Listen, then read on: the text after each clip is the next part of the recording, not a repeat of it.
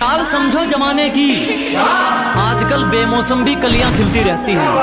अजी इशारा समझो जमाने का, आजकल बेमौसम भी कलियां खिलती रहती हैं। हम जिनके लिए खास वो हमारे लिए खास, ये तो हमें रोज दुनिया मिलती रहती है।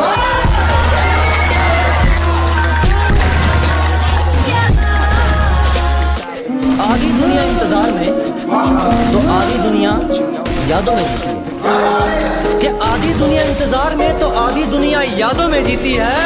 आप अकेले नहीं है जो सताए गए हैं, यहाँ हर निभाने वाले के साथ यही बीती है। गोरे रंग पे क्या मरना, क्या पता कौन हुस्न के चोर उचक्के हैं। अजी गोरे रंग पे ना जाइए हुजूर, क्या पता कौन हुस्न के चोर उचक्के हैं। और हम गांव वाले हैं मैडम, अगर रंग के पक्के हैं तो जुबान के भी पक्के। साहेब, आज के जमाने में मर्द होना एक ट्रेजेडी है, ट्रेजेडी।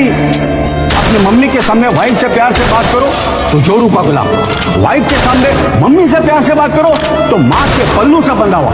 अपने ही बच्चों को मारो तो निर्दयी, और कुछ ना कहो तो लापरवाह। पूरा दिन घर के बाहर रहो तो आवारा, घर के अंदर बैठो तो नाकारा।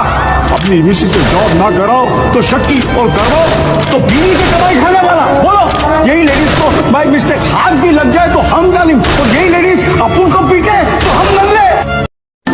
तुम सुबह उठकर ग्रीन टी पीने वाली लड़की, और मैं सुबह उठते सिगरेट को ढूंढता हूँ। तुम अंगड़ाइयां लेकर आईने में देखकर बालों को संवार लेती हो, और मैं बिखरे हुए बाल लेकर घूमता हूँ। तुम शावर के नीचे महंगे साबुन से नहाने वाली लड़की, और मैं बदन पर धूल लिए फिरता हूँ। तुम्हारे पास आते हैं दोस्तों के message, good morning good night, और मुझसे सब खफा बैठे हैं। तुम सुबह उठते ग्रीन टी पीने वाली लड़की, और मैं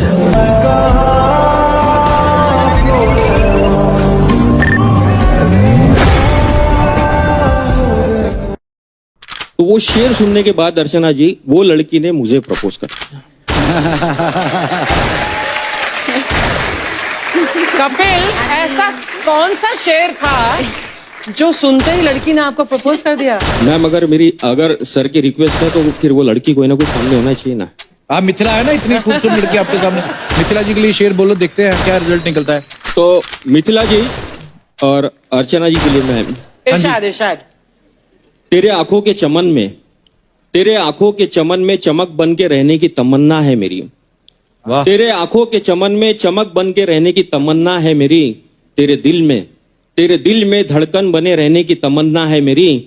आंसू की तरह आंखों से झलकाना देना, आंसू की तरह आंखों से झलकाना देना। तेरे बाहों में मर मिटने की तमन्ना है मेरी।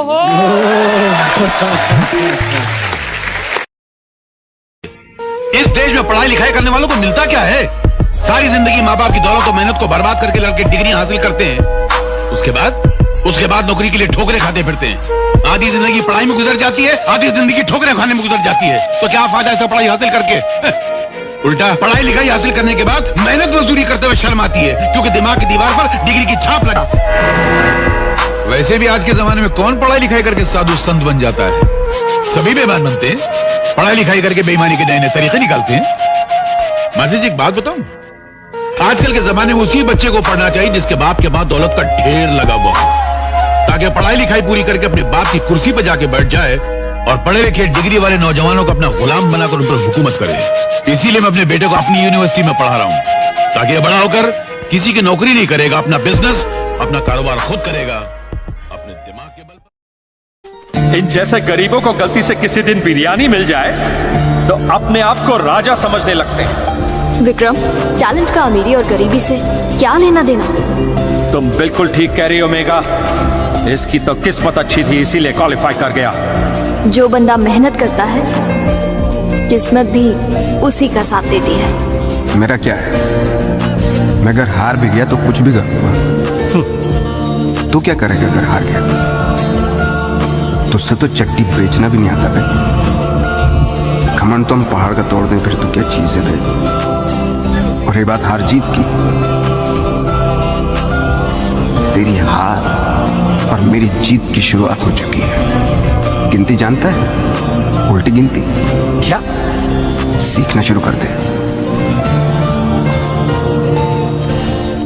जब तू बोलता है ना तो टेंशन ही नहीं लेता, लेकिन ये पैसा कमबख्त ऐसी चीज है जो टेंशन देती है।